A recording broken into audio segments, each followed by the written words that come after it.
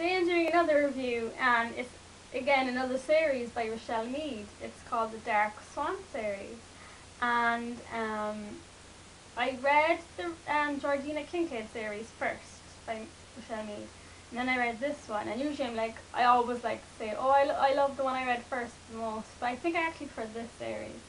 Um, there is 3 books so far, and the next one I don't think will be out until next year, 2012. There's usually a big gap between these books.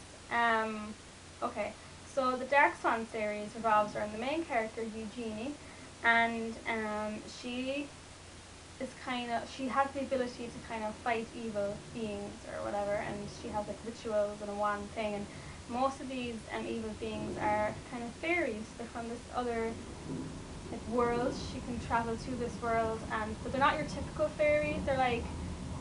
They can be big monsterish type creatures, or they have their whole own world, and they have powers. They can be quite evil and nasty. So Eugenie, she's a good enough main character. I mean, like, she has that kind of vulnerability, and she has the strength, but sometimes I find her a bit too hard or harsh. Like, she needs to let go of this kind of superwoman thing and accept others' help when she needs it. So that's one thing that might get a bit annoying about her. I guess the best thing about this series is the overall premise of the books. Eugenie, her birth father, who died years ago, there was a prophecy that he was a quite evil like king of the fairy world, and he was very powerful and megalomaniac type guy. And there was a prophecy that predicted that Eugenie's firstborn son would kind of be like her father, this big, powerful, kind of evil leader. And there are many creatures and people after her to kind of, I suppose, rape her and impregnate her to to be the father of this heir. Then there are other people after her to kill her because they don't want this heir to be born at all. So I thought that initial kind of story was really compelling and great and exciting, and compared to the Georgina Kincaid series, this one has a lot more action and kind of fast paced. Like, there's constant kind of life or death situations and kind of fights, because she has to defend herself from all these kind of either people who want to kind of have sex with her, people who want to kill her. So it's interesting that way. There's not too many actual characters in this book, like characters that continue in each book, which I kind of like, because all the characters that are in it are really readable. One of the negatives really is Eugenie's obsession with the desert. She's from this place where there's she's surrounded by a desert, and she's just obsessed with it. And another thing is that there's lots of sex mentioned in this book, and like, I thought the other book, the Georgina Kincaid one, would be worse because the main character is a succubus and her job is to have sex with people, but this one is quite worse. It's very like racy or like animalistic kind of, in a way, and I don't think the book needs it. The story and the characters are enough in itself, so I think the author can afford to tone that down a bit, but I don't know if she will. Maybe that's just a trait of this series. But there's a little bit of a triangle in there too, which is quite interesting. It keeps you engaged, and yeah, I was really pleased with these books, and they got more exciting as they went on, and I really liked the third one. I'm really looking forward to the next one, which will be a long wait. But I do recommend them, because I do think the story is really interesting and good, and it's exciting. Let me know what you think if you do check them out. So I'm going to do more of a spoiler review now, with plenty of spoilers and details. So if you don't want to know any of them, switch off now. Okay, so Eugenie, as I mentioned, there's a little bit of a triangle.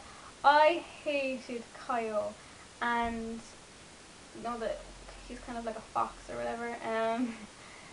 I suppose I didn't really hate him at the beginning, but I didn't really like him, and I preferred Dorian as a love interest, the kind of fairy king. And I was delighted when they got together at the end of the second book, because he was kind of like the other guy, and I'm always kind of for the other guy, and they never really get together. So I was really pleased that she did get with him, and it was great. I love his like protectiveness of her, and they kind of have this nice kind of banter. And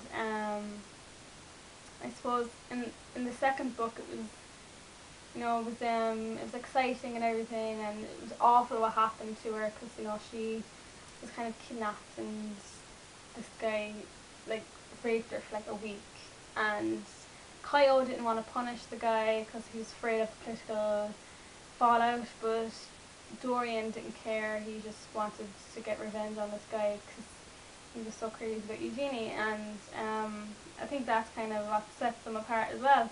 But then, unfortunately, in the third book, her and Dorian don't really work out. She gets back with Kyo, and I'm like, why? Like, I way prefer Dorian. I just didn't like Kyo, and I didn't really like the way he treated her either. And I was really happy again because towards the end of the book, we got to see Kyo's true kind of got to see his true kind of betrayful, is that a word? His betraying nature.